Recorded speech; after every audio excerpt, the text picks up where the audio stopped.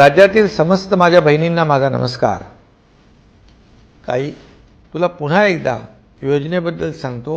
21 ते 65 वर्षाच्या भगिनीला या योजनेचा लाभ मिळणार आहे। अधिवास प्रमाणपत्र नसेल तर 15 वर्षापूर्वीचं रेशन कार्ड, मतदार ओळखपत्र, शाळा सोडल्याचं प्रमाणपत्र अथवा जन्मदाखला या 4 पैकी कोणतंही ओळखपत्र प्रमाणपत्र म्हणून ग्राह्य धरण्यात येणार आहे।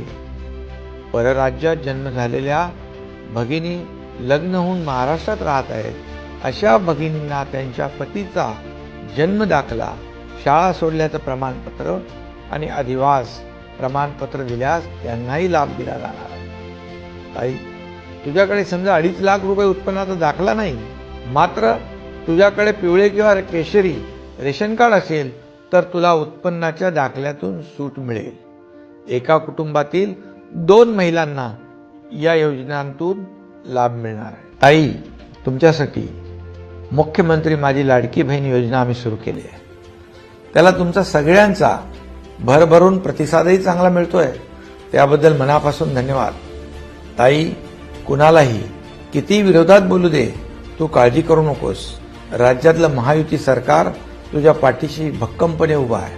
तुझ्या आर्थिक स्वातंत्र्यासाठी, आरोग्यासाठी, पोषणासाठी तुला दरमहा 1,500 रुपये म्हणजे वर्षाला 18,000 रुपये देण्याचा निर्णय तुझ्या या भावाने घेतला आहे। योजनेला मिळणारा प्रतिसाद पाहून आणि नाव नोंदणीसाठी झालेली गर्दी पाहून आम्ही अर्ज भरण्याची मुदत वाढवून 31 ऑगस्ट केली आहे।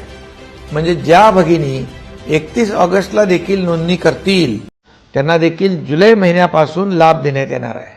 आता ज्यांना ऑनलाईन अर्ज करता येत नाही त्यांच्यासाठी देखील सोय केली आहे। गावातील अंगणवाडी केंद्र, बाल विकास प्रकल्प अधिकारी कार्यालय, ग्रामपंचायत, वॉर्ड, सेतू सुविधा केंद्र येथे अर्ज असतील तेथे हा अर्ज नियुक्त कर्मचाऱ्यांकडून ऑनलाईन भरता येईल।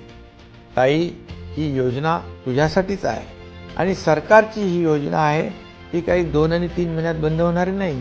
ताई, तुझ्याच काही भावांना तुझं बरं होताना बघवत नाही म्हणून ते या योजनेचा अपप्रचार करतायत। बहीण भावाच्या नात्याचं महत्त्व सांगणारा रक्षाबंधन सण जवळच आलाय।